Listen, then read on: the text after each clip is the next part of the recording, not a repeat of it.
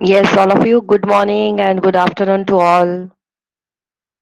दिन में आज पहली बार हम लोग मिल रहे हैं तो गुड मॉर्निंग भी और गुड आफ्टरनून भी.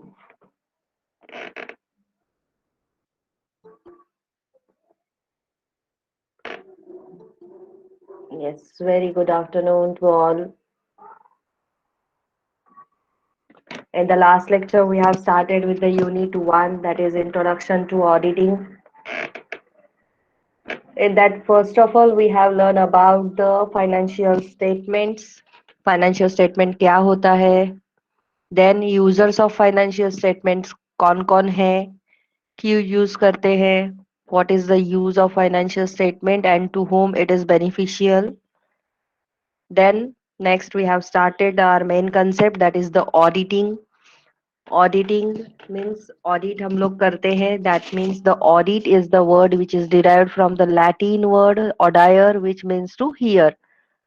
Okay, I explain that what it's to means to hear. I hope all of you understand कि hear का concept यहाँ पे क्या है. ऑडिटर का काम ज्यादा से ज्यादा सुनने का होता है, वो ज्यादा बकबक नहीं करेगा. Okay, so auditing is a systematic examination of books of accounts which are prepared by the accountant. जो अकाउंटेंट अकाउंट्स बनाता है उसको एग्जामिन करना, चेक करना. तो ऑब्वियसली जब अकाउंट्स बन जाएंगे तब आप चेक करोगे ना. Understand? Okay, so accounts are prepared by the accountants or clerks and accounts are examined by the auditor. Auditor is a person who check or examine the accounts or books of accounts. Then internal audit और external audit के बारे में बताया था. Internal audit, the audit which is conducted within the organization internally and from internal employees only. The one person who is having the basic knowledge of the accounts and computer is appointed as a internal auditor by the management. Okay, उसे management appoint करती है internal auditor को. Within the organisation employ होता है. Okay, and internal audit is not compulsory, it is voluntary audit. Then next part बताया था external audit, that is also called as a statutory audit. Statutory इसलिए बोलते हैं because the statute means law. Okay, जो legally का होता है उसको बोलते हैं स्टैच्यूटरी. तो स्टैच्यूटरी ऑडिट बोलते हैं और जो स्टैच्यूटरी ऑडिट कंडक्ट करवाता है उसको स्टैच्यूटरी ऑडिटर बोलते हैं. और ये ऑडिट एक्सटर्नल पर्सन कंडक्ट करवाता है, इसीलिए इसे एक्सटर्नल ऑडिट बोलते हैं, क्योंकि ऑडिटर इज द आउटसाइडर. जो यहाँ पे शेयर होल्डर्स ऑडिटर अपॉइंट करेंगे, that auditor is a outsider person. That person should not be a relative of any employee. That person should not be a employee of the company. That person should not be from the management of the company. That person should not have any kind of investment in that company. That external person or outsider should not purchase the shares, debentures of that company. Understand? So that person is appointed as a auditor because this external audit is a compulsory audit as per the law. Law के हिसाब से क्या होता है, वो compulsory होता है. इतने अटके क्यों है? Okay, understand? यहाँ तक किसी को डाउट है? कुछ कंसेप्ट है, कुछ डाउट क्रिएट हुआ? नहीं ना? ओके, देन कुछ बेसिक टर्म्स बताई थी जो कि आपको डिस्टिंग्विश के लिए दिया हुआ है. Book keeping, accountancy, auditing and investigation. Okay, Sonu तिकडे जा, डोर बंद कर. Book keeping. Okay, book keeping में क्या होता है कि ओरिजिनल एंट्रीज किए जाते हैं जो कि जूनियर क्लर्क्स और बुक कीपर्स करते हैं.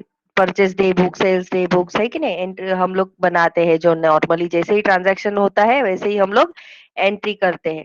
That is called as a book keeping. हम लोग बुक्स बना के रखते हैं, फिर उस बुक्स के बेस पे, उस एंट्रीज के बेस पे हम लोग अकाउंट्स बनाते हैं, उनको पोस्ट करते हैं, प्रॉपर एक अकाउंटिंग फॉर्मेट में लाते हैं. That is trading and P&L account. Balance sheet में हम उसको एडजस्ट करते हैं. That is the accountancy which is prepared by the accountant. Then after completion of the account, the company has to conduct the audit. Company ने auditing करवाना चाहिए अपने accountancy का, जो भी बना के हो चुका है. Understand? So auditing is conducted after the end of accountancy.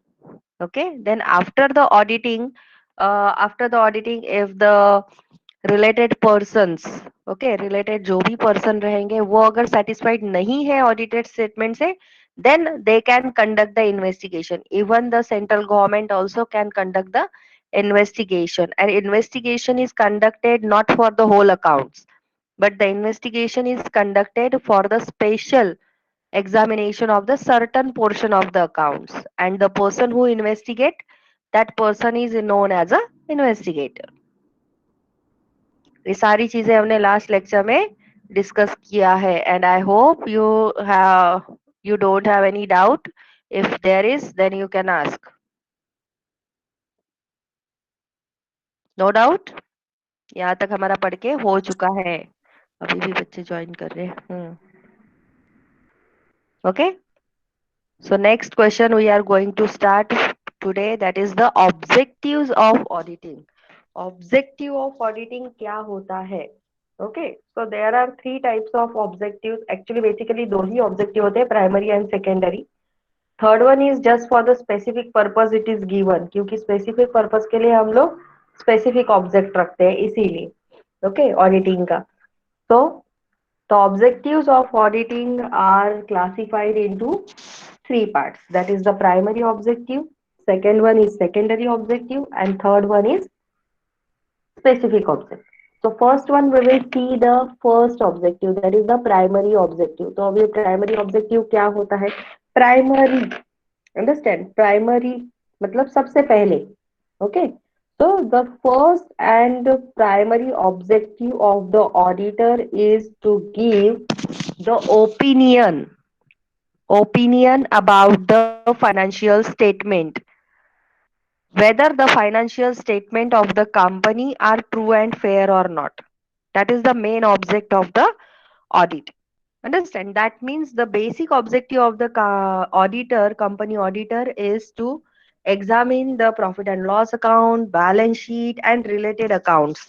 Okay, and after examination of these statements, this is the primary objective of the auditor, to give the opinion, to express the opinion whether the financial statement is true and fair or not. मतलब क्या हो गया कि true and fair statement है कि नहीं, ये report करना, ये उसका प्राइमरी ऑब्जेक्टिव है.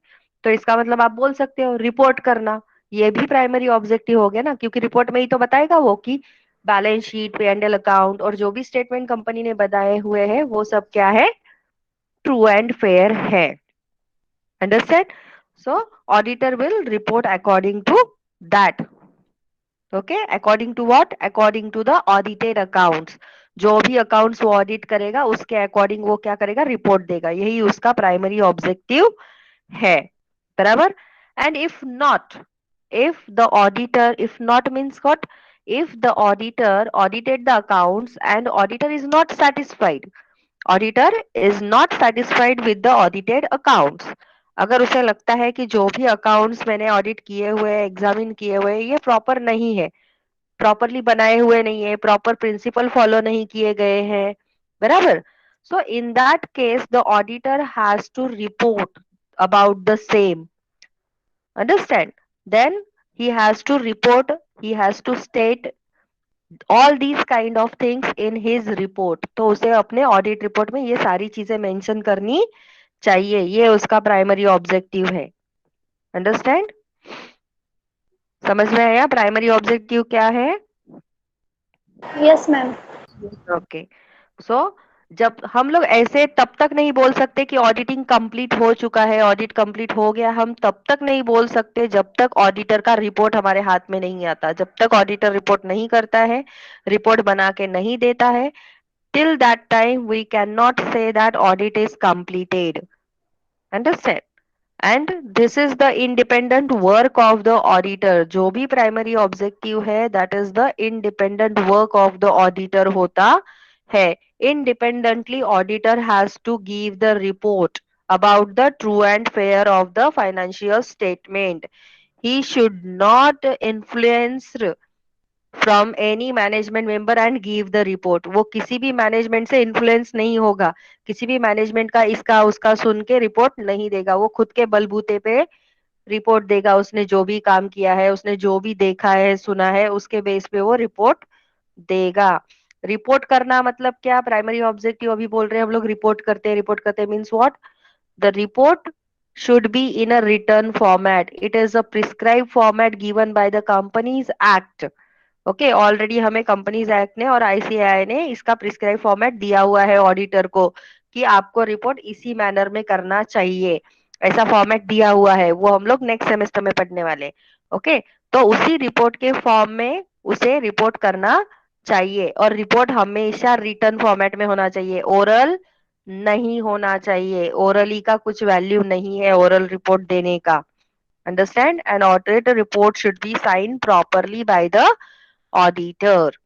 This is the primary objective of auditing. I hope all of you understand. Yes, ma'am.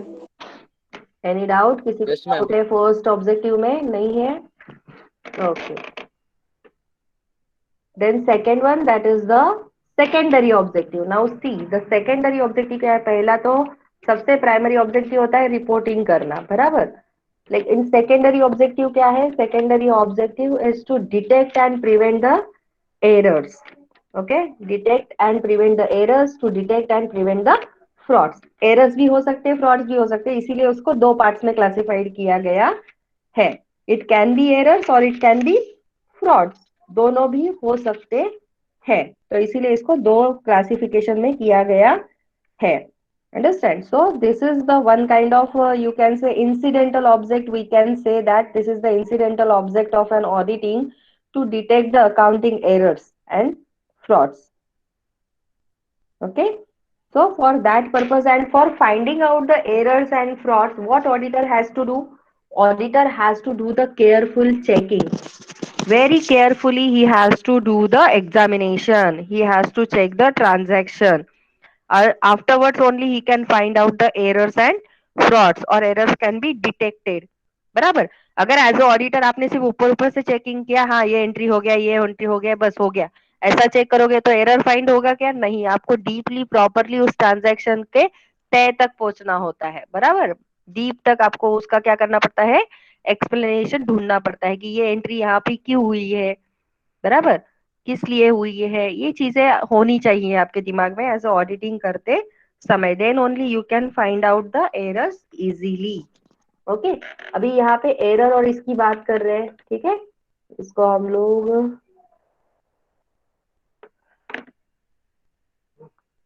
नए इस पे पढ़ेंगे, न्यू स्लाइड पे, क्योंकि उसमें पार्टिसिप ये क्लासिफिकेशन है।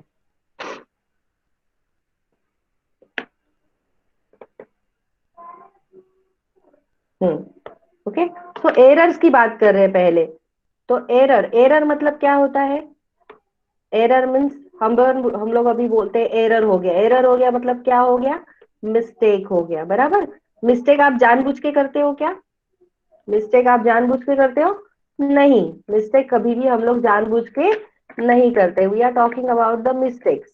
Okay, and mistakes are happen या अनइंटेंशनली। कैसे होता है? अनइंटेंशनली होता है, बराबर। जो मिस्टेक अनइंटेंशनली होते हैं उसे बोलते हैं एरर, बराबर। The error which are occurring due to the unintention, बराबर। गलती से मिस्टेक, यस, गलती से मिस्टेक हो गया, हम लोग बोलते हैं ना गलती से मिस्टेक हो गया। तो एरर कैन बी इंटेंशनल और कैन बी अनइंटेंशनल होता है। सो अगर आपने वो बाय मिस्टेक किया हुआ है, अनइंटेंशन, आपका इंटेंशन नहीं था मिस्टेक करना, तो वो हम लोग उसे बोलेंगे एरर है। लेकिन आपने जानबूझ के किया है, जानबूझ के मिस्टेक किया है, देन इसको बोलते हैं फ्रॉड। अंडरस्टैंड? एरर अगर गलती से हुआ है तो, और जानबूझ के हुआ है तो उसे बोलते हैं फ्रॉड। तो पहले हम लोग एरर्स की बात करते हैं, ठीक है। एरर समझ में आया सबको कि एरर मतलब क्या होता है? These errors are classified into two parts. Errors are classified into two parts. Okay, दो पार्ट्स में इसको डिवाइड किया जाता है। First part, that is the clerical error. चलो पहले प्रिंसिपल एरर ले लेते, पहले प्रिंसिपल एरर ले लेते। प्रिंसिपल एरर, ठीक है। कौन सा प्रिंसिपल है? स्पेलिंग देखो, बहुत सारे लोग पीएएल लिखते हैं, पीएलएल इज डिफरेंट। तो first one is principle error and second one is clerical error. Clerical word पे ध्यान दो, वर्ड टू वर्ड यहाँ पे मीनिंग लोगे तो भी चलेगा, बहुत इजी जाएगा आपको वर्ड टू वर्ड मीनिंग समझना। If we are talking about the error which is happening unintentionally, that errors are classified into two parts. One is principal error and second one is clerical error. Principal मतलब क्या आपको पता है? What do you mean by principal? Principle. I hope all of you know about this principle. I am not talking about the college principal. That is PAL होता है वो. Yes, very good. Rules. ये principal जो हम लोग पढ़ रहे हैं ये क्या है? ये प्रिंसिपल्स होते हैं rules, regulations. Rules and regulations होते हैं ना, स्टैंडर्ड्स। कुछ स्टैंडर्ड्स तय किए होते हैं कुछ चीजें करने के लिए, बराबर, तो वो फॉलो होने चाहिए, रूल्स फॉलो होने चाहिए। Yes, very good very good. तो वही आपको यहाँ पे मीनिंग लेना है कि सपोज ये एरर क्या होता है, कि प्रिंसिपल एरर वो होता है जो एरर आप रूल्स ना फॉलो करने की वजह से क्रिएट करते हो। मतलब आपको कुछ चीज करने के लिए बोली है, ठीक है, आपको बोला गया है कि आप ये पर्टिकुलर अकाउंट चेक करो, ठीक है, या फिर आपको बोला गया इसकी एंट्री करो, ठीक है, पर्टिकुलर एक ट्रांजैक्शन दिया गया और उसका एंट्री करने के लिए बोला, आपको बोला स्टॉक का एंट्री करो, आपने क्या किया, स्टॉक को ओवर वैल्यू कर दिया, बराबर। तो आपने एक अकाउंट का रूल फॉलो किया क्या वो एंट्री करते समय? नहीं किया। अंडरस्टैंड, जो रूल आपको स्टॉक के लिए फॉलो करना चाहिए था रूल एंट्री करने के लिए आपने फॉलो नहीं किया, तो इसकी वजह से जो एरर हो गया उस एरर को बोलेंगे principle error, because you have not followed the rules which are provided for doing the entry in of the stock, बराबर। जब कभी भी कोई आपको स्टॉक की एंट्री करने के लिए बोलता है तो आपको स्टॉक के अकाउंटिंग स्टैंडर्ड टू, अकाउंटिंग का स्टैंडर्ड स्टॉक के लिए क्या है, टू है, तो टू स्टैंडर्ड में पहले आपको देखना चाहिए कि ये एंट्री में कर रहा हूँ ये प्रॉपर कर रहा हूँ कि नहीं कर रहा हूँ। अगर आपने वो नहीं देखा और डायरेक्टली एंट्री कर दिया, आपको पता नहीं है और डायरेक्टली एंट्री कर दिया आपने, तो इसका मतलब आपने रूल फॉलो नहीं किया। तो अगर रूल फॉलो नहीं किया आपने मिस्टेक कर दिया, लेकिन आपने जानबूझ के किया क्या? नहीं, बराबर, this is not the intentional mistake, आपने जानबूझ के नहीं किया, आपने डायरेक्टली सिर्फ एंट्री कर दिया, okay, but you have not followed the rules, आपने रूल नहीं फॉलो किया, तो ऐसे एरर को बोलते हैं principle error. So these are the error. Principal errors are those errors which are arising from not observing or not using the accounting principles correctly. Understand? समझ में आया? फॉर एग्जाम्पल आपने स्टॉक को ओवर वैल्यूएशन कर दिया, under valuation कर दिया, इनएडिक्वेट provision of depreciation follow कर दिया, डेप्रिसिएशन को ओमिट कर दिया, आपने डेप्रिसिएशन प्रोवाइड ही नहीं किया, रेवेन्यू नेचर एक्सपेंडिचर है उसको आपने कैपिटल नेचर में डाल दिया, कैपिटल नेचर एक्सपेंडिचर को आपने रेवेन्यू नेचर में डाल दिया, गलत है ना। जो Yes, पर्टिकुलर ma'am. इस आइटम का जो नेचर है उसी नेचर में जाना चाहिए, बराबर। तो आपने उसके नेचर चेंज कर दिया अकाउंटिंग एंट्री करते समय। आपने बैड जो आरडीडी होता है, डाउटफुल डेब्ट होता है, उसका प्रोविजन करना चाहिए था प्रॉपरली अकाउंट्स बनाते समय, तो आपने वो नहीं किया, बराबर, नहीं किया तो फिर क्या हो जाएगा? एरर हो जाएगा, और वो एरर को क्या बोलेंगे हम लोग? Principle error, because we have not followed the rules and regulations which should followed at the time of preparation of accounts, that is called as a principle error, okay. And this type of errors जो होते हैं, principle error type of जो errors होते हैं, this type of errors are not disturbing the trial balance. जो हमारा trial balance बनाया हुआ होता है उसमें कुछ फर्क नहीं पड़ता है इस एरर का। अगर आपने कुछ भी मिस्टेक कर दिया यहाँ पे तो कुछ भी फर्क नहीं पड़ेगा, understand. But these errors should be carefully find out, क्योंकि ये एरर्स को फिर केयरफुली आपको एग्जामिन करके देखना पड़ेगा कि प्रोविजन जो डेप्रिसिएशन का अकाउंटेंट ने प्रोवाइड किया हुआ है, दिखाया हुआ है अकाउंट्स में, वो प्रॉपर है या नहीं है, ये ऑडिटर का ड्यूटी है फिर। तो प्रिंसिपल एरर फाइंड आउट करने के लिए ऑडिटर रिस्पॉन्सिबल होगा, समझा? क्योंकि ऑडिटर को एग्जामिनेशन के लिए जो टाइम मिलता है उस टाइम में उसे फाइंड आउट करना चाहिए, okay. I hope all of you got it what is principle error. Any doubt in principle error? समझ में आया प्रिंसिपल एरर क्या होता है? Yes, ma'am. किसी को डाउट है तो पूछ लो। कोई अगर ना बोलता है हाँ बोलता है तो आपको उस पर ध्यान नहीं देना है, आपको भी पूछना है। ठीक है, नहीं तो बोलोगे किसी ने बोल दिया तो अभी मैं क्या पूछूं, ऐसा नहीं होना चाहिए। If you have doubt you can ask me, no issues. क्योंकि अभी नहीं समझोगे तो फिर कभी नहीं समझोगे। ओके, देखो वर्ड टू वर्ड है। प्रिंसिपल मतलब क्या, रूल्स एंड रेगुलेशंस। तो एरर कब होगा, जब आप रूल्स एंड रेगुलेशन फॉलो नहीं करोगे, सिंपल सी बात है। अकाउंट्स बनाते समय आप किसी भी चीज में अगर कोई रूल्स एंड रेगुलेशन फॉलो नहीं करते हो किसी भी एक ट्रांजेक्शन में, तो भी वो प्रिंसिपल एरर होगा। Okay, then clerical error. Now clerical error, word का वर्ड वर्ड देखो क्या लिखा है, क्लेरिकल। क्लेरिकल मतलब क्लर्क, है कि नहीं। हम लोग क्लरिकल काम करते हैं, मतलब क्या करते हैं हम लोग, क्लर्क का काम करते हैं ना, बराबर। एडिशन करना, ये करना, वो करना, डिवाइड करना, ये एंट्री इसमें डालना, डेबिट में एंट्री करना, क्रेडिट में एंट्री करना, हमारा क्लरिकल वर्क होता है, बराबर। That is the clerk. So whatever the work is doing by the clerk, that is the recording of the transaction, बराबर। recording of the transaction clerk is doing। Clerk और accountant you can say, accountant भी clerical काम करता है, उसी को बोलते हैं, इसीलिए उसको बोलते हैं क्लर्क इज डूइंग द, क्या बोल रही थी मैं, clerk is doing the recording of transaction. क्या कर रहा है वो, रिकॉर्डिंग कर रहा है। Recording of what, recording of transactions. so whatever the transactions are taking place in the company that are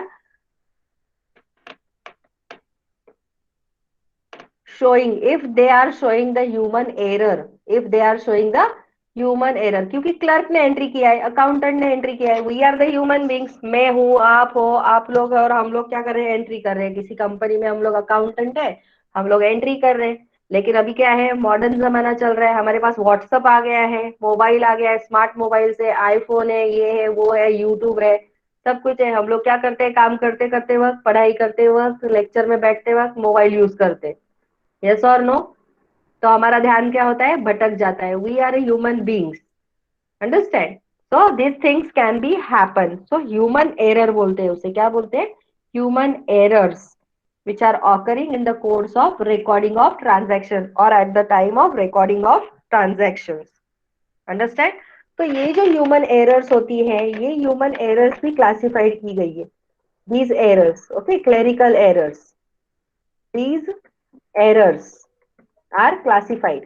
कैसे क्लासिफाइड की गई है, क्योंकि एक टाइप का एरर थोड़ी होता है, बहुत सारे टाइप के एरर्स होते हैं, अलग अलग टाइप के एरर्स होते हैं, जो कि हो सकते हैं अलग अलग फॉर्म में। तो उसमें फर्स्ट वन है, that is the error of duplication. Error of duplication. Duplication देखो, डुप्लीकेशन मतलब क्या, डुप्लीकेशन मतलब डबल एंट्री, बराबर, डबल एंट्री, यू कैन से डबल वर्क। ओके, अभी जस्ट मैंने आपको एग्जांपल दिया कि हमारे पास स्मार्टफोन वगैरह है, हम लोग अकाउंटेंट है, ठीक है, हम लोग बैठे हैं ट्रांजैक्शन का अकाउंट कर रहे हैं, तो हम लोगों ने क्या कर दिया, एंट्री करते करते एक एंट्री हो चुका था, हमारा कॉल आया या हम लोगों ने व्हाट्सअप ओपन किया, हमारे फ्रेंड्स के व्हाट्सअप पे जोक आया, हम लोग जोक पढ़ रहे, फिर बाद में फोन साइड में रख दिया, फिर हम लोग भूल गए कि हमने कौन सा एंट्री किया था। सेम पेज पे हमने ओपन करके रखा है फाइल, तो हमने वही एंट्री फिर से कर दिया। यस, यू कैन से it, it is repeated also. Okay, repeated मतलब जो एक चीज हो चुकी है ट्रांजैक्शन में, एंटर हो चुका है, उसी को आप क्या कर रहे हो, डबल करवा रहे हो, ट्वाइस एंट्री कर रहे हो, बराबर। The error which is occurring, the error which is occurring because of the double entry और रिपीटेशन ऑफ द ट्रांजैक्शन और recording of the transaction twice, yes, again and again, okay, twicely means one transaction is recorded twicely, one transaction is recorded double time, understand, one transaction is repeated or recorded repeatedly, that is called as a error of duplication, understand, I hope all of you understand. Then next one, that is the errors of omission। error of omission, omission मतलब क्या होता है, omit, omission मतलब बिल्कुल भी हटा देना, भूल जाना, एंट्री ही पास ना करना। यस, वेरी गुड, एंट्री ही पास नहीं करते मतलब भूल जाते, ओमिट कर देते, है कि नहीं। So this error is occurring when the accountant और clerk is omitting the transaction omitting the transaction. लेकिन इसमें दो टाइप्स होते हैं, पार्शियल ओमिशन होता है, पार्शियल ओमिशन होता है, और दूसरा होता है होली ओमिशन। बराबर। अभी पार्शियल ओमिशन कैसा होता है, आप लोग मोबाइल लेके बैठे हो, बात कर रहे हो, बीच बीच में व्हाट्सएप पे अपने फ्रेंड से बात भी कर रहे हो, एंट्री भी कर रहे हो, बराबर। एंट्री करते करते आपने क्या किया, अभी एक एंट्री करने के लिए बैठे, ठीक है, तो आपने डेबिट इफेक्ट दे दिया लेकिन क्रेडिट इफेक्ट करना भूल गए। क्या बोल रही हूँ मैं, आपने एक ट्रांजेक्शन उठाया जो सामने फाइल था आपके पास, तो उसको आपने क्या किया, एक एंट्री लिया और उसका, yes, half omission, that is the partial omission, means debit side में आपने इफेक्ट दे दिया और क्रेडिट साइड का इफेक्ट ही नहीं दिया। Understand, that is called as a half partial और सॉरी पार्शियल और हाफ ओमिशन और partial omission. Understand, that is also the one kind of error which is committed half time और partial time. Okay. और दूसरा होता है Holi omission. तो जो एंट्री करने के लिए बैठे थे आप, वो आपने वो पेज पलटी कर दिया, आपको लगा कि आपने एंट्री कर दिया। Ma'am, omission. क्या ओमिशन मतलब हटा देना बेटा, भूल जाना एंट्री करना, इग्नोर कर देना, समझा। Yes ma'am. हाँ, हटा देना मतलब कैसे, आप एंट्री करने के लिए बैठे हो, ठीक है, आपने मोबाइल यूज किया और सामने जो फाइल खुला हुआ था, सामने जो ट्रांजैक्शन दिख रहा है, तो आपने क्या कर दिया, पेज पलटी कर दिया। जो एंट्री रिकॉर्ड हुई नहीं है उसको आपने क्या कर दिया, ओवरलैप कर दिया और नेक्स्ट एंट्री पे बढ़ गए। तो आपने मतलब वो ओमिट कर दिया, भूल गए ना आप उसको एंट्री करना। तो आप दो तरह से भूल सकते हो। एक, आपने एंट्री करते करते एक इफेक्ट दे दिया है, डेबिट साइड इफेक्ट दे दिया, हमेशा हमें हर ट्रांजैक्शन के लिए दो इफेक्ट देना होता है, तो आपने डेबिट साइड का इफेक्ट दे दिया और क्रेडिट का नहीं दिया, तो उसे बोलते हैं पार्शियल ओमिशन। और आपने पूरा का पूरा ट्रांजैक्शन ही इग्नोर कर दिया और उसको इफेक्ट ही नहीं दिया, तो उसे बोलते हैं होली ओमिशन। बराबर। The transaction, suppose purchase transaction है, ठीक है, परचेज का ट्रांजैक्शन था कि सो and so product purchase by the company. तो आपने परचेज का जो ट्रांजैक्शन था वो रिकॉर्ड किया ही नहीं, मतलब क्या हो गया वो, यस, लीव कर दिया आपने, पूरा का पूरा लीव आउट कर दिया, छोड़ दिया उसे, इग्नोर कर दिया, अनरिकॉर्ड कर दिया, अनरिकॉर्डेड एंट्री यू कैन से, यस, आपने रिकॉर्ड ही नहीं किया उसको, उसे बोलते हैं होली ओमिशन, पूरा ट्रांजैक्शन आपने इग्नोर कर दिया। लेकिन आपने क्या किया, परचेज का एंट्री करते समय वो एंट्री कर दिया, डेबिट इफेक्ट दे दिया आपने लेकिन क्रेडिट इफेक्ट नहीं दिया, तो वो हो गया पार्शियल ओमिशन। अंडरस्टैंड, समझ में आया। दिस कैन बी इंटेंशनल और अनइंटेंशनल। तो हम लोग अनइंटेंशनल पढ़ रहे हैं, एरर्स में पढ़ रहे हैं, क्योंकि इंटेंशनली अगर होगा तो वो फ्रॉड में चला जाएगा। ठीक है, तो फ्रॉड में हम लोग बाद में पढ़ने वाले हैं। अंडरस्टैंड।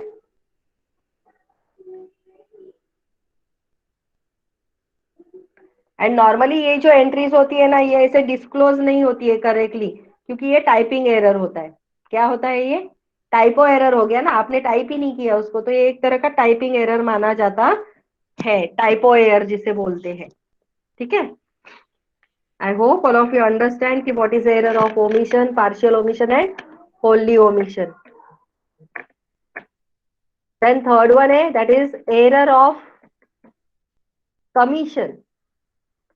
एरर ऑफ कमीशन, अभी इस पे ध्यान दो, एरर ऑफ कमीशन, कमीशन बोला तो कमीशन का नहीं है ये, अंडरस्टैंड, कमीशन मिल रहा है या कमीशन जा रहा है उससे रिलेटेड नहीं है।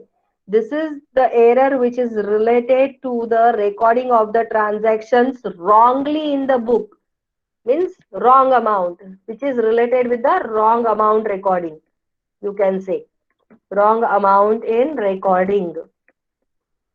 अमाउंटिंग यहाँ पे क्या हो जाता है, पोस्टिंग और अमाउंटिंग रॉन्ग हो जाता है। फॉर एग्जाम्पल, फॉर एग्जाम्पल आपको अगर किसी का क्या बोला, आपने कैश सेल किया, ठीक है, कैश सेल का एंट्री 1000 का होता है, ठीक है, 1000 का एंट्री है, वो आपको करने के लिए बोला गया है कि कैश सेल का एंट्री करो। बराबर। तो कैश सेल का एंट्री करने के लिए आप बैठे, ठीक है, तो एक्स, जो भी अकाउंट एक्स वाई जेड जो भी है, तो उसमें आपको क्या किया, सेल किया हुआ है, ठीक है। तो सेल का एंट्री अगर आप कर रहे हो तो आपने क्या कर दिया, 1000 का एंट्री करने के बजाय आपने इसका 1000 का एंट्री डेबिट में कर दिया और 10,000 का एंट्री क्रेडिट में कर दिया। समझा मैं क्या बोल रही हूँ, एक ही एंट्री है, डेबिट क्रेडिट इफेक्ट दे रहे हो एक ही एंट्री के लिए, लेकिन डेबिट में एंट्री करते समय आपने 1000 का किया और क्रेडिट में एंट्री करते समय 10,000 का किया, तो इसका मतलब 9,000 का डिफरेंस आ गया। यस और नो? 9,000 का डिफरेंस रिफ्लेक्ट होगा। Yes or no? So yes, this kind of errors are also not affect to the trial balance. तो ये ट्रायल बैलेंस को अफेक्ट नहीं करेगा ये एंट्री भी। अंडरस्टैंड? अफेक्ट नहीं करेगा। Balance affect, sorry sorry, this one will affect, ये अफेक्ट करेगा क्योंकि बैलेंस बहुत बड़ा है, 9,000 का है। So this will affect to your trial balance, क्योंकि 9,000 का डिफरेंस आएगा आपका डेबिट क्रेडिट में जब हम लोग ट्रायल बैलेंस बनाते हैं, है कि नहीं? सो उसका क्या होगा, अफेक्ट होगा यहाँ पे इतने बड़े अमाउंट का। So whenever there is a talk about the error of commission, then it will affect on your trial balance. And very carefully the auditor has to check the transaction.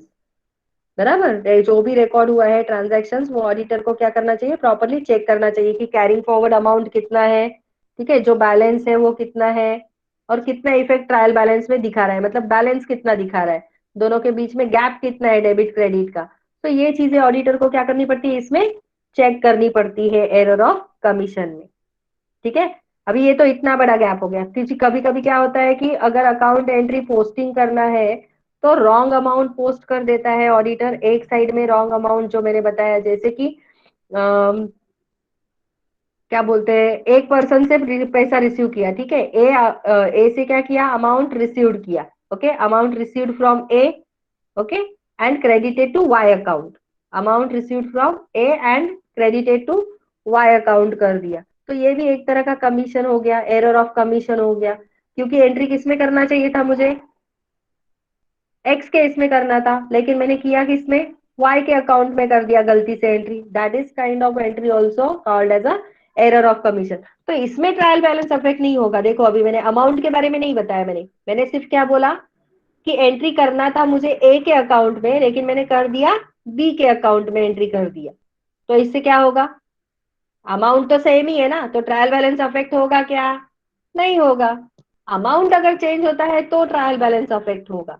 बराबर, जैसे कि मुझे entry करना था 360 रुपए का, लेकिन मैंने एंट्री कर दिया 630 रुपए का, तो बैलेंस अफेक्ट करेगा कि नहीं करेगा, करेगा।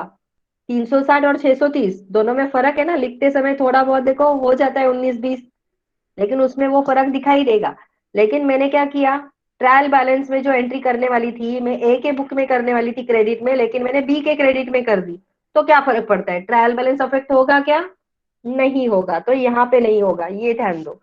ठीक है, entering the wrong amount in the books of account and entering the transaction into wrong wrong account, ठीक है, that is the wrong amount is different, and posted in a wrong account it is different. Posted in a wrong account will not change your trial balance, but posted the wrong amount in the books of accounts will change your trial balance and affect your trial balance. Understand? That is the error of commission. I hope all of you understand. Error of commission समझ में आया, किसी को doubt है इसमें? Error of compensation, next one error क्या है, error of compensation, इसी को बोलते हैं कॉम्पेंसेटिंग एरर भी बोलते हैं और एरर ऑफ कॉम्पेंसेशन भी बोलते हैं। अभी इसमें कॉम्पेंसेशन क्या होता है, कॉम्पेंसेशन मतलब क्या होता है, भरपाई देना। बराबर, हम लोग भरपाई करवाते हैं ना, जो भी रहता है, यस, भरपाई करवाते हैं। बराबर, तो अभी यहाँ पे भी एक तरह का क्या है, सेट ऑफ होता है। ये एरर ऑफ कॉम्पेंसेशन मतलब क्या, हम लोग एडजस्ट करते हैं, यहाँ पे हम लोग सेट ऑफ करते हैं, जो भी बैलेंस रहेगा उसको we are going to set up, compensate. क्या कॉम्पेंसेट करते हैं, हम यहाँ पे एरर को कॉम्पेंसेट करते हैं, सेटल करते हैं एरर को। ओके, अभी सपोज मैंने एक ट्रांजेक्शन में एंट्री किया, उसमें गलती हो गया, ठीक है, लेकिन अभी मुझे क्या करना है, मुझे वो गलती छुपाना है, मैं दिखा नहीं सकती कि भाई मैंने गलती किया है करके। यस, ठीक, चुकता करना नहीं आएगा बेटा, चुकता करना मतलब अलग होता है। ठीक है, यहाँ पे हम लोग कुछ चुकता नहीं कर रहे, यहाँ पे हम लोग सेटलमेंट कर रहे, एडजस्टमेंट कर रहे, भरपाई कर रहे। ठीक है, लेकिन किसकी, एक एरर की। एक एरर जो मैंने किया हुआ है, उस एरर को छुपाने के लिए मैं दूसरी एरर कर रही हूँ, दूसरा एरर कर दूंगी अभी मैं। फॉर एग्जाम्पल सिंपल इसमें क्या होता है, कॉम्पेंसेटिंग एरर, जैसे कि अभी ए है, ठीक है, एक मिस्टर ए है, इधर गया रे भाई। मिस्टर ए, ठीक है। एक है मिस्टर ए, दूसरा है मिस्टर बी, और तीसरा है मिस्टर टाइपो एरर सी। ओके, ये तीनों के तीनों कौन है? ये तीनों के तीनों कंपनी के डेटर्स है। कौन है? डेटर्स। कंपनी के तीनों कौन है? डेटर्स है, ठीक है। अभी ये डेटर्स है। यश करके ऑडिटर आया, अपने क्लास में है ना यश? ओके। यश और करके ऑडिटर रखा हुआ है कंपनी ने, ठीक है। तो यश आ गया ऑडिटिंग करने के लिए, ऑडिटिंग कर रहा है। उसने देखा अकाउंटेंट ने यहाँ पे क्या करके रखा हुआ है, ए से जो पैसा मिला, ठीक है। अकाउंटेंट की बात कर रही हूँ, ऑडिटर ने फाइंड आउट किया, ऐसे मैं बता रही हूँ। यस, ए ने जो पैसा दिया था, दैट पैसा क्या किया अकाउंटेंट ने उसकी एंट्री नहीं की, ठीक है। नॉट एंटर्ड, मतलब क्या किया उसने? अपने जेब में पैसा डाल दिया, अकाउंटेंट ने अपने जेब में पैसा डाल दिया, ठीक है। अभी ये गलती हुआ उससे, मिस्टर ए के अकाउंट में एंट्री दिखाना चाहिए था, उसने नहीं दिखाया, बराबर। अभी और ये अकाउंटेंट क्या करेगा? ये अकाउंटेंट है, तो ऑडिटर ने ये फाइंड आउट किया कि बी से जब पैसा मिला, बी ने जो पैसा दिया एज अ डेटर, वो अकाउंटेंट ने रिकॉर्ड कहाँ पे किया? Recorded as a paid by mister A. समझा? ए से मिला हुआ अपने जेब में डाल दिया, ठीक है, खर्चा कर दिया होगा। फिर अभी ए के अकाउंट में तो एंट्री दिखाना चाहिए ना भाई, लेकिन फिर बाद में मिस्टर बी आया, मिस्टर बी ने पैसा दिया तो मिस्टर ए के नाम से उसने एंटर कर दिया। फिर मिस्टर सी आया, तो मिस्टर सी का जो पैसा दिखाना चाहिए था कि इसने पेड किया, वो रिकॉर्डेड एज अ बी दिखाया। कंसेप्ट समझ में आया? Recorded as a paid by mister C, sorry B. इस तरह से देखो कॉम्पेंसेट किया उसने अपने एंट्रीज को। कॉम्पेंसेट कैसा किया? ये फर्स्ट एंट्री हो गया, जो कि उसने एंटर ही नहीं किया, ये गलती हो गया। ये गलती छुपाने के लिए उसने देखो और एक गलती कर दिया, मिस्टर बी की जगह मिस्टर ए को दिखा दिया कि पैसा पेड किया है मिस्टर ए ने। अंडरस्टैंड? समझ में आया कंसेप्ट? डाउट है इसमें किसी को? And this error is okay. समझ में आया? Compensating error. तो इस तरह से क्या होता है? कॉम्पेंसेशन होता है। I hope all of you understand. Yes, ma'am. किसी को डाउट है इसमें? नो ना? I hope all of you understand the types of errors. Clerical error, error of duplication, error of omission, error error of commission, error of compensation. Compensate करता है। Mister सी के इधर कौन सा अमाउंट डाला? मिस्टर सी के इधर देखो, वो आगे का डालेगा ना, फिर और कोई डेटर आएगा वो पैसा देगा तब वो पे करेगा, वहां पे दिखाएगा, फिर ऐसे कॉम्पेंसेट करता जाएगा जब तक उसके पास पैसा नहीं आता है। नहीं तो आखिर में क्या होगा? अभी सपोज बाद में फिर लास्ट टाइम उसके पास पैसा आ गया अकाउंटेंट के पास, तो फिर वहां पे वो डाल देगा, उसके पास पैसा आएगा तो वो डाल देगा वहां पे। अगर कोई नहीं है बाकी बचा हुआ डेटर, तो उसको पे तो करना ही पड़ेगा ना, अदरवाइज हमारा जो भी ऑडिटर आएगा वो तो पकड़ लेगा ना। आगे की मत सोचो, दिस इज द कॉम्पेंसेटिंग बेटा। वैसे अभी देखो मिस्टर डी आएगा, मिस्टर डी भी, कंपनी में एक डेटर थोड़ी होता है, lots of debtors are there ना, कस्टमर्स बहुत सारे होते हैं। तो बाद में डी आएगा, फिर डी से जो पैसा मिलेगा वो सी में दिखाएगा। इस तरह से कॉम्पेंसेशन होता है।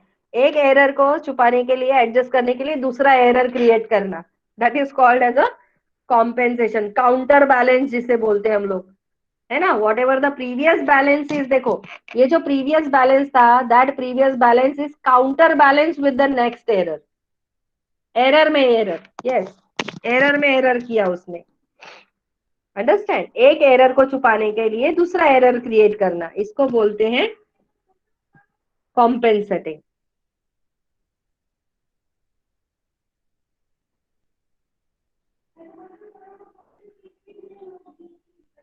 Got it? समझ में आया सबको अभी? Any doubt in this?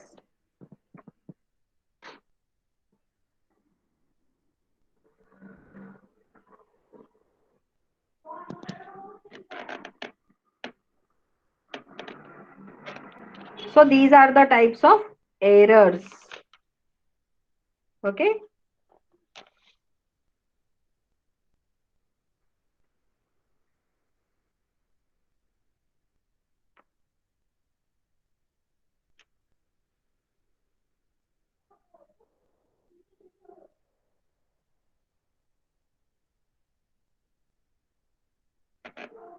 Yes. Okay. Then next one, that is the fraud.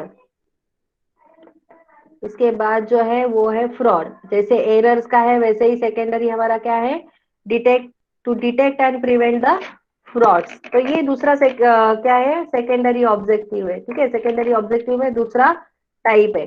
जो एरर के बारे में हमने बात किया, एरर, तो यहाँ पे मतलब ऑडिटर ने क्या करेगा, ऑडिटर यहाँ पे, ऑडिटर को ये सारी एरर्स पता होनी चाहिए कि इस तरह से एरर्स होती है. बराबर. और इन एरर्स को किस तरह से फाइंड आउट करने का, क्या करने का, केयरफुली एग्जामिनेशन कहाँ पे ज्यादा जरूरी है, कहाँ पे फ्रॉड होने के चांसेस है, एरर होने के चांसेस है.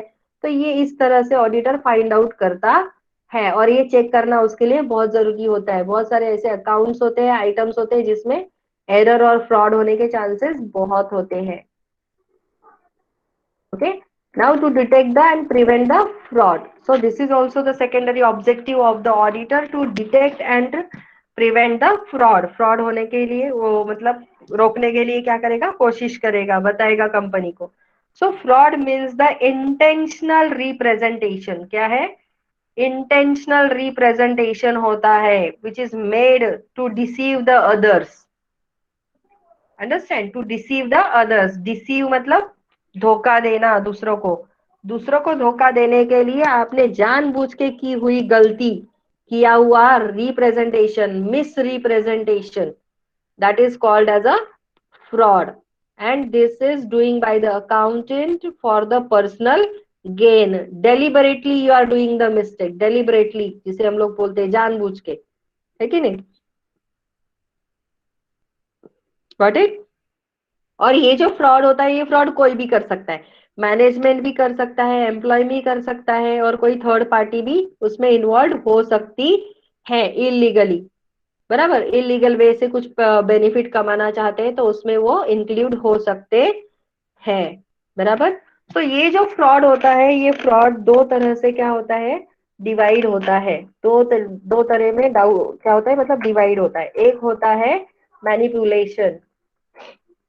मैनिपुलेशन या मैनिपुलेशन, जो भी प्रोनाउंसिएशन आप करते हो, मैनिपुलेशन ऑफ, मैनिपुलेशन ऑफ दो चीजों का होता है. मैनिपुलेशन ऑफ, जाने दो, मैनिपुलेशन ऑफ क्या बोलते हैं उसको, मैनिपुलेशन ही ले लेते हैं, चलो, क्योंकि दोनों चीजों का होता है. And this manipulation kind of fraud जो होता है, this kind of manipulation fraud is doing by the management, top authority. कौन, टॉप अथॉरिटी. जो टॉप अथॉरिटी होती है ना, छोटा क्लर्क, कैशियर वगैरह नहीं करते, ये टॉप अथॉरिटी करती है ये बड़ा वाला फ्रॉड. उसे बोलते हैं manipulation of fraud. Manipulations, top authorities doing this kind of fraud. Management, board of directors, executives, वो लोग ये फ्रॉड करते हैं. Okay. By omitting the transaction. Transaction जो भी हो वो ओमिट कर देंगे, या फिर रिकॉर्डिंग जो है वो गलत रिकॉर्डिंग करेंगे, डमी ट्रांजैक्शंस दिखाएंगे. बराबर. कैसे करेंगे मैनिपुलेशन, फॉल्सिफिकेशन दिखाएंगे. फॉल्सिफिकेशन मतलब क्या, गलत एंट्री दिखाना, फॉल्स स्टेटमेंट देना. बराबर. ओमिट करेंगे ट्रांजैक्शन, ओमिशन ऑफ ट्रांजैक्शंस करेंगे. या फिर क्या करेंगे, और इस तरह का फ्रॉड करने के लिए और क्या कर सकते हैं, डमी ट्रांजैक्शंस कर सकते हैं. डमी ट्रांजैक्शन दिखाएंगे जानबूझ के, ताकि कंपनी को अच्छा बड़ा चढ़ा कर दिखा सके. तो डमी ट्रांजैक्शंस दिखाएंगे वहां पे. बराबर.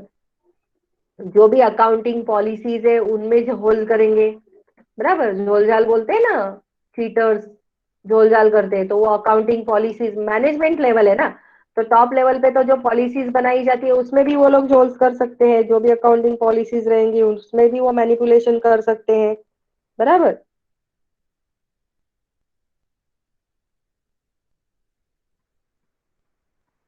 समझ में आया. तो यहाँ पे अकाउंटिंग पॉलिसीज अगर हम लोग बात कर रहे हैं, इसका मतलब जो प्रिंसिपल एरर होता है, प्रिंसिपल एरर विल इंटेंशनली, ये हो जाएगा यहाँ पे intentionally committed. Okay, principle error will be intentionally committed हो जाएगा यहाँ पे, क्योंकि अकाउंटिंग पॉलिसीज में झोल कर रहे हैं ना, जानबूझ के कर रहे हैं, बराबर। तो इसका मतलब प्रिंसिपल एरर को यहाँ पे वो क्या कर रहे हैं, इंटेंशनली कमिट कर रहे हैं, जानबूझ के कमिट कर रहे हैं। डमी ट्रांजैक्शन मतलब गलत ट्रांजैक्शन, जो ट्रांजैक्शन हुआ ही नहीं है उसे क्रिएट करना। आप अपने कंपनी में, यस, फॉल्स ट्रांजैक्शन जिसे बोलते हैं, आपके कंपनी में सेल हुआ ही नहीं है लेकिन फिर भी आपने दिखाया कि हमारा 10 लाख का सेल हुआ ये महीने में, नकली transaction. Yes, very good, understand. So जिसको बोलते हैं डमी ट्रांजैक्शन। ओके, तो इस तरह से मैनिपुलेशन करता है। मैनिपुलेशन कौन करता है, टॉप अथॉरिटीज करती है। ओके, एंड सेकेंड पार्ट है, सेकेंड टाइप ऑफ फ्रॉड है, that is the miss appropriation.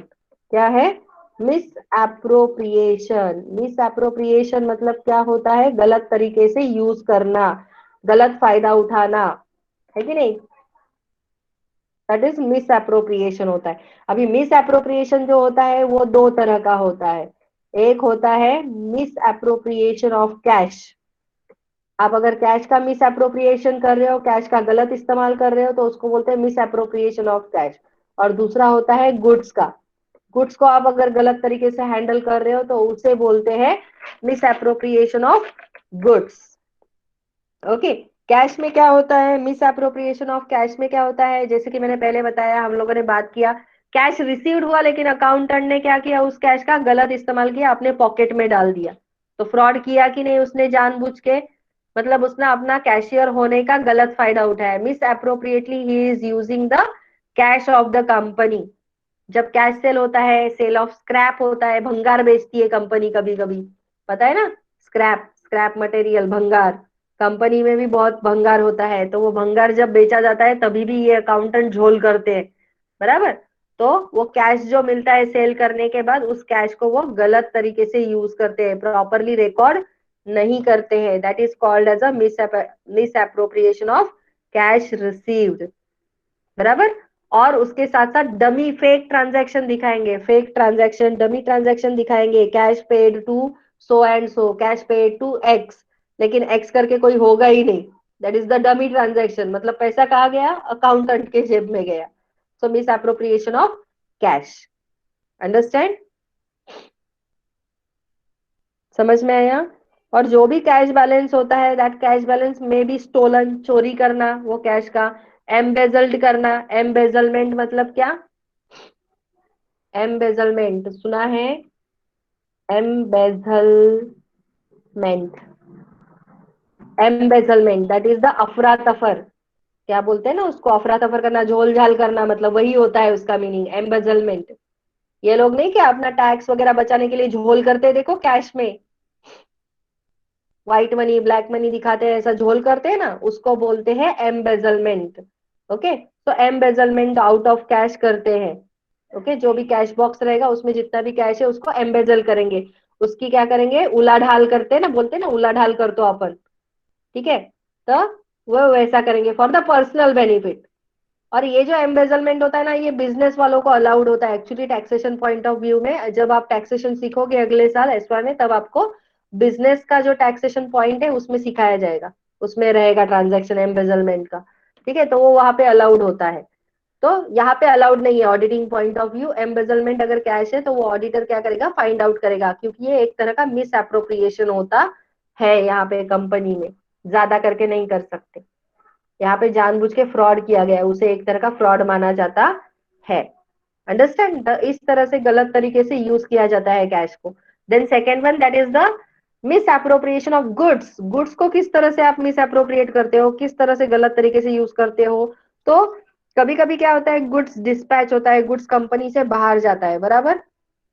Dispatch हुआ करके कंपनी क्या करेगी, रिकॉर्ड, अकाउंटेंट वहां पे ट्रांजेक्शन दिखाएगा कि डिस्पैच हो गया करके माल, लेकिन वो माल जाएगा क्या उधर, नहीं जाएगा, क्योंकि उसने क्या किया है वहां पे, हेरा फेरी की है, बराबर। तो झोल किया हुआ है गुड्स यूज करने के लिए, अंडरस्टैंड। और जो भी गुड्स गोडाउन में होते हैं, देखो बहुत सारे लोग होते हैं लॉजिस्टिक में, ऐसा एज अ ह्यूमन बीइंग है, ह्यूमन नेचर होता है इंसान का, हर किसी को लगता है मुझे कुछ ना कुछ मिलना चाहिए। जो कहीं पे भी कोई भी काम करता है तो दिमाग में वो चीज आ ही जाती है। So whatever the goods are lying in the stock stores वगैरह, तो उसको भी चोरी करते हैं, बराबर। तो उसको भी चोरी किया जाता है, तो इस तरह से भी एक मिस अप्रोप्रिएशन ऑफ गुड्स होता है। तो इसीलिए ऑडिटर क्या करेगा, पूरी तरह अच्छे से वो स्टोर को चेक करेगा, स्टॉक को चेक करेगा कि स्टॉक प्रॉपर है कि नहीं है। और कोई भी गुड्स अगर गायब है, कोई भी क्वांटिटी कम है, तो कहा गया वो झट से सवाल पूछेगा अकाउंटेंट से, बराबर। कभी कभी क्या होता है, goods received in the company होता है, whenever the goods are received in the company, अगर 100 यूनिट रिसीव्ड हुआ है तो अकाउंटेंट एंट्री करेगा 90 यूनिट्स आर रिसीव्ड, बराबर। And he will done the entry in the books of accounts for the 90 units. That is also one kind of misappropriation. That means he is doing a fraud. Fraud is taking place because of the weak control. Internal control वहां पे proper नहीं है, क्योंकि सारा का सारा कौन देख रहा है, वो ऑडिटर देख रहा है। समझ में है, किसी को डाउट है? एक सेकेंड। हाँ बोलो। हाँ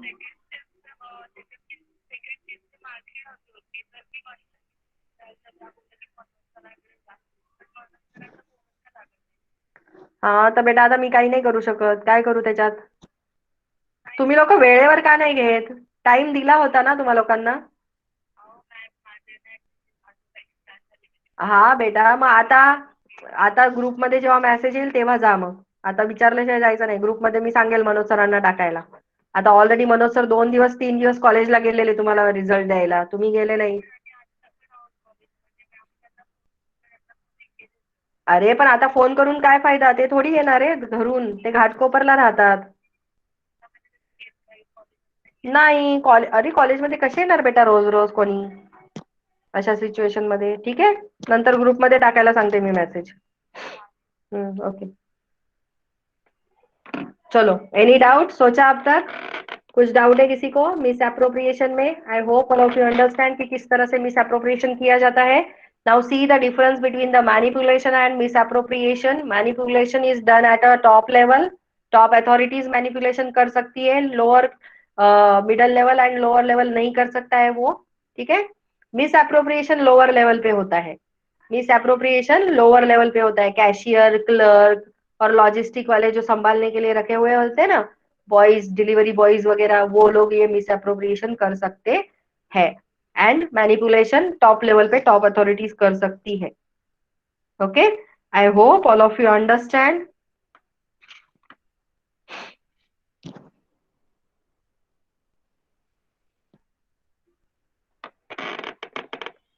नो डाउट ना? Any doubt? थर्ड वन थोड़ा सा सिंपल सा है, तो मैं जस्ट आपको बता देती हूँ थर्ड वाले में. दैट इज द थर्ड, क्या है वो, स्पेसिफिक ऑब्जेक्ट. एकदम छोटा सा है, आप लोग समझ जाओगे. ओके, स्पेसिफिक ऑब्जेक्टिव जो दिया हुआ है, specific object of the auditing जो दिया हुआ है, that is specific for the specific purpose है. देखो, what ever the audit is conducted, that is not only for the financial purpose. Financial audit अकेला ही एक ऐसा ऑडिट नहीं है जो कि इम्प्लीमेंट किया जाता है, बराबर.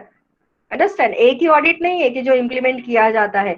देखो, अभी बहुत बड़ी बड़ी कंपनीज होती है, जो हम लोग प्रोडक्ट्स वगैरह परचेस करते हैं, जो प्रोडक्ट्स हम प्राइस हमारे लिए डिसाइड की जाती है. देखो, पाम ऑयल हो या सोप हो, शैम्पू हो, कोई भी प्रोडक्ट ले लो, वो प्राइस कैसा डिसाइड होता है? That is because of the cost which is decided by the central government. तो उसके लिए स्पेसिफिक ऑब्जेक्टिव होता है to conduct the cost audit. उसके लिए कौन सा ऑडिट होता है? कॉस्ट ऑडिट करना. तो इसका मतलब स्पेसिफिक पर्पज है ना, just for the finding out the cost which is affordable to all, to people. For that the cost audit is conducted by the central government. तो स्पेसिफिक पर्पज है. Tax audit क्यों conduct होता है?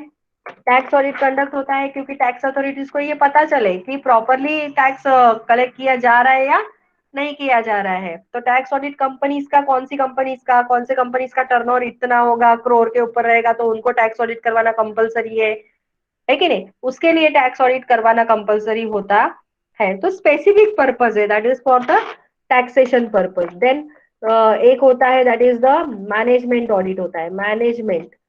Management audit मतलब that is for the to know the efficiency of the management. Management का efficiency कितना है, किस तरह से वो अपनी कंपनी को हैंडल करते हैं. So specifically for that purpose, the management audit is conducted. Understand? समझ में आया? सो स्पेसिफिक पर्पज है, कॉस्ट ऑडिट, टैक्स ऑडिट, ऐसे बहुत सारे ऑडिट है जो हम लोग नेक्स्ट चैप्टर में पढ़ने वाले हैं टाइप्स ऑफ ऑडिट में. Understand?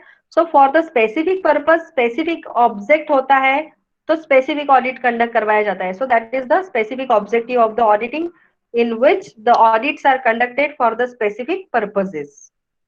Okay, that's it. I hope all of you understand.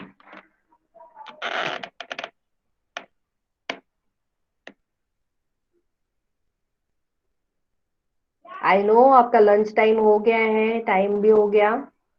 Okay, तो